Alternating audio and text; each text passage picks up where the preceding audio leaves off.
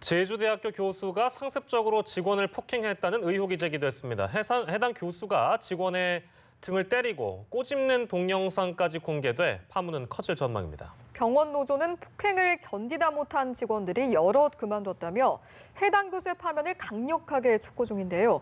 자세한 내용 손정혜 변호사와 함께 짚어보도록 하겠습니다. 어서 오세요. 안녕하세요. 네, 참 이거 뭐 어떻게 이해를 할 수 있을지 싶은데 의대에 있는 교수가, 그러니까 의사가 직원들을 폭행을 했다는 얘기잖아요. 근데 지금 잠깐 화면 만나보니까 뭐 환자들 앞에 있는 상황에서 뭐 꼬집고 밟고 그러는 것 같은데요. 네, 환자를 치료하는 그 현장에서도 병원 현장, 특히 이제 중환자가 있는 상황에서도 상습적인 폭행이 이루어졌다는 것이고요. 폭행뿐만 아니라 각종의 갑질과 폭언까지 이어졌다라고 지금 주장을 하고 있는데 이런 동영상이 이제 공개가 되면서 파문이 일고 있습니다. 그런데 이 노조 측에서는 동영상보다 훨씬 더 심각한 수위의 폭행이 실제로 있었고 실제 발생한 그 정도의 수위는 훨씬 더 컸다라고 이야기를 하고 있는데요. 동영상을 찍고 있음을 알면서도 동영상 찍었느냐 이렇게 태연하게 묻는 장면도 동영상에 이제 포함되어 있어서 그 재질이나 어떤 폭력성이 굉장히 강하다라는 느낌을 받을 수밖에 없는 상황인데 심지어는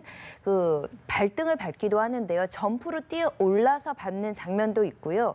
그리고 수십 번의 어떤 폭언까지 있었다라고 하고 옆구리를 뭐 꼬집는다거나 발등을 찍는다거나 손으로 얼굴을 때린다든가 이런 각종의 어떤 폭력이 자행이 됐다고 하는데 이것이 문제가 일회성이거나 우발적으로 이루어진 것이 아니라 상습적으로 수년간의 수십 명의 피해자를 양산했다는데 그 어떤 심각성이 크지 않나 생각이 듭니다.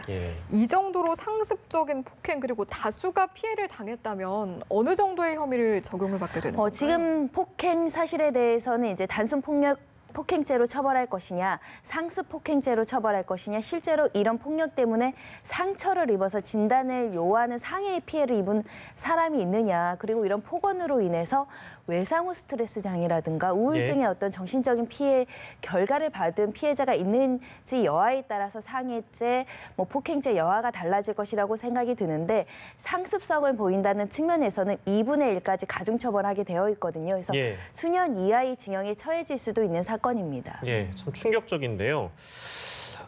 상황이 그러니까 굉장히 공개적인 장소에서 이루어지는 갑질 행태이고 그렇습니다. 뭐 엄연히 얘기하면 법적으로 폭행이 적용될 수 있는 부분이기 때문에 근데 저는 궁금한 게 그러니까 직장에서 직원들이 일하는 직장이면 이제 병원이겠죠. 병원 쪽에서 이거를 알고도 묵인한 건지 아니면 원래 알고 있었는지 그것도 궁금하네요. 직원들에 대한 보호 시스템이 없다라고 이제 이야기를 할 수밖에 없는 상황인데 아마 직원들 사이에서는 암암리의 이런 폭행 피해 사실이라든가 이 직원이 왜 퇴사했는지에 대한 이유가 알려졌을 겁니다. 그런데 상부에 이것을 이야기하더라도 상부에서 적절하게 대처를 해준다고 하거나 적절하게 징계 절차를 회부하거나 법적인 조언, 법적인 절차를 이행해주는 보호 시스템이 없고 오히려 피해를 당한 직원들이 퇴사하는 방식으로 이 사람을 피해온 것이 아닐까 라는 생각이 들어서 의료 현장에서 상급자보다 하급자의 어떤 인권을 보호하고 직원들이 어떤 인권 침해를 당했을 때 보호해주는 적절한 어떤 구제 그 시스템이라든가 징계 절차가 제대로 작동하지 않았다.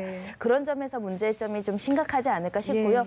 곪고 정말 심각한 수준에 이르러서야 노조에서 이 단체의 힘을 빌려서 이것을 외부에 공개하면서 문제가 발생을 했고 실제로 이렇게 언론이나 이런 데 파장이 있는 상황이니까 이제야 이제 보직 해임이라는 징계 절차를 착수해서 징계위원회, 윤리위원회 해부한다라고 지금 입장을 밝히는 상황입니다.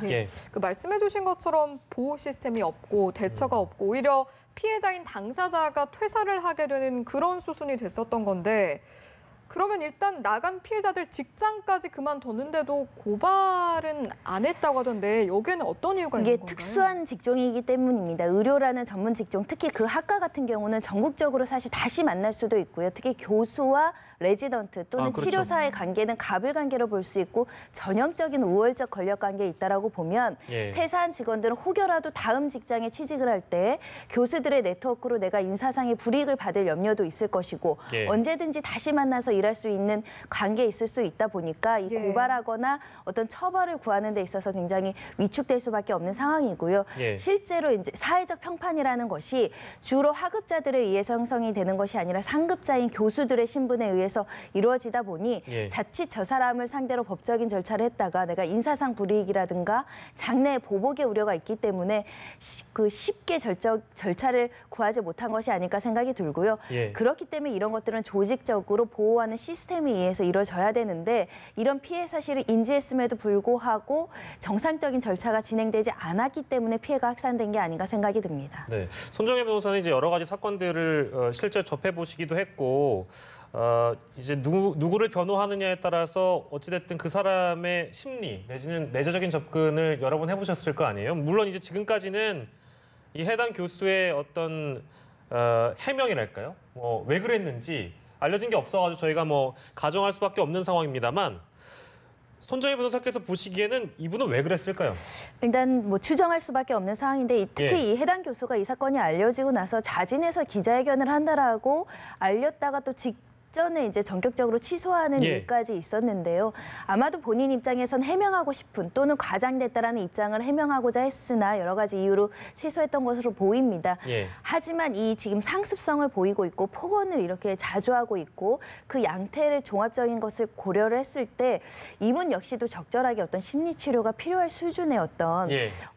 적극적인 어떤 치료 조치가 필요할 수준이 아닌가라는 생각이 드는데 타인에게 공격을 했을 때 그 공격하는 사람도 상처를 받을 수도 있거든요. 또는 타인에 대한 공감 능력이 조금 현저히 저하되거나 본인이 그 초년차 때 본인도 이런 폭력적인 어떤 폭언이나 이런 걸로 훈련을 받고 공모를 했을 개연성도 배제하기는 어렵습니다. 이런 갑질이나 폭력이나 이런 문화는 승계되는 악행처럼 내려오는 분위기도 있기 때문에 네. 혹여라도 본인이 과거에 어떤 학생 신분에서 이런 폭언의 피해자였다거나 이걸 대물림하는 상황이라고 한다면 예. 끊어야 되죠. 악순환을 해야 되고요. 이것이 예. 엄중한 어떤 처벌을 받을 수 있는 범죄라는 것을 이번에 경각심을 가지고 진정 어린 마음으로 피해자들한테 사과하고 예. 지금 노조에서는 파면할 것을 요구하고 있거든요. 예. 그 병원 측에서도 피해자들의 어떤 인권보호 조치로 이런 범죄는 적어도 중징계가 이루어질 수 있는 중대한 문제라는 것을 경각심을 주기 위해서라도 예. 적절한 수준의 징계가 이루어질 필요성이 있습니다. 예, 역시 말씀 중에는 갑질 문화의 대물림이면 참 그것도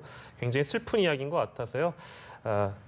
그 의견을 저희가 좀 들어봤습니다. 두 번째 주제 영상을 저희가 준비해봤는데요. 만나보시죠.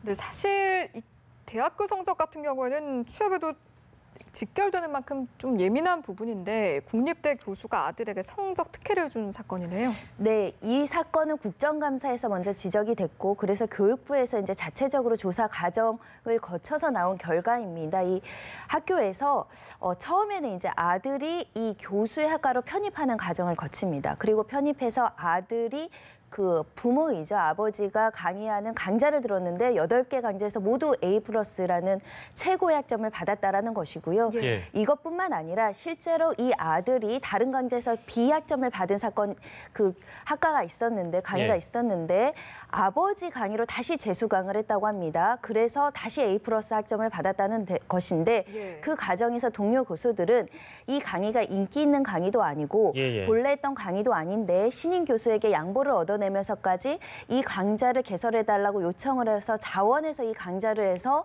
B학점을 받은 것을 재수강 과정에서 A+ 학점을 줬다는 학점 특혜 의혹이 있는 것이고요. 나아가서는 이 학점과 관련해서 장학금 지급을 하는 검토하는 절차가 있는데 예. 아들에게 장학금을 줄지 말지를 검토하는 위원으로서 그 회의에도 이 아버지가 직접 참여해서 장학금을 주기로 최종적으로 결정해서 실제로 장학금을 받았다라는 것입니다. 예. 성적 우수 장학금까지 받게 됐고 네. 그 사업자 단체의 어떤 장학금까지 받게 돼서 어떤 이해 충돌 방지에 대한 어떤 규정을 위반했다. 그러니까 말하자면 이 학교에는 이 아들과 교수 사이에 강의가 이루어진다고 하더라도 신고할 의무가 학칙에는 부여되고 있지 않지만 예. 공무원 행동 강령에는 이런 이해 충돌 방지 규정이 있습니다. 예, 예. 그러니까 아들과 교수가 이렇게 강의하는 관계에 있었을 때는 서면으로 보고하게 되어 있거든요. 예. 그런 규정에 대한 신고 없이 이렇게 8강자에 모두 A+라는 최고 학점을 부여하고 스스로 이렇게 장학금 지급까지 결정하는 것은 명백한 규정 위반이다. 그리고 심지어 나아가서는 편입학 과정에서 1차 서류 심사 과정에서는 그 순위권 바뀐 7위였지만 예. 면접 과정을 거치면서 사위권 합격권 안으로 온 것도 혹시 부적합한 어떤 면접 과정이 있었던 거 아닌가라는 지금 의혹이 제기된 상황인데 이 부분은 이제 교육부에서 이거는 우리가 판단하기에는 자료가 부족하다고 해서 수사 의뢰된 상태여서 예. 이 사건이 대학판 숙명여고 진짜 사건이다. 그렇네요. 라고 예. 해서 대학 학사 비리도 만만치 않다. 지금 이런 의혹과 비판 여론이 지금 거세지고 있는 상황입니다. 네, 기회 평등, 평등과 공정함이 이제 학교에서 이렇게 많이 실종된 일이 자주 벌어져서 또 대학에서 이런 일이 벌어지면 굉장히 씁쓸한데요. 그 학점하고 장학금 같은 경우에는 그러면 이걸 다 되돌릴 수 있는 겁니까? 어떻게 해야 될까요? 만약에 이게 수사 결과, 중징계 결과 사실관계에서 위법하고 부당하게 이렇게 학점 처리가 됐다라고 한다면 이 자체가 범죄가 성립할 수 있습니다. 예. 업무방해죄로도 처벌할 수 예. 있기 때문에 취소 무효될 가능성도 배제하기는 어려운 상황이고요. 다만 현재 이제 수사 절차를 기다려야 봐야 되는 상황인데 문제는 이 학교뿐만 아니라 교육부가 이번에 실태 조사를 하면서 100개의 학교를 조사를 했는데 예. 대학 교수와 자녀가 같은 학과에 그 같이 수강을 하는 경우들이 있었고 예. 이 사건처럼 A+를 받는 일이 굉장히 있다라는 겁니다. 대학 학사 비리가 공정하게 운영되고 있는 것인지 다시 재검토를 해야 예. 되고 각 학교별로 이것을 방지할 수 있는 규정을 마련해야 되지 않을까 생각이 듭니다. 예, 다른 학교도 또 문제가 있을 수 있다고 하니까요. 저희가 좀 지켜보도록 하겠습니다. 두 가지 주제로 얘기 나눠봤습니다. 오늘은 손정혜 변호사와 함께했습니다. 고맙습니다. 고맙습니다.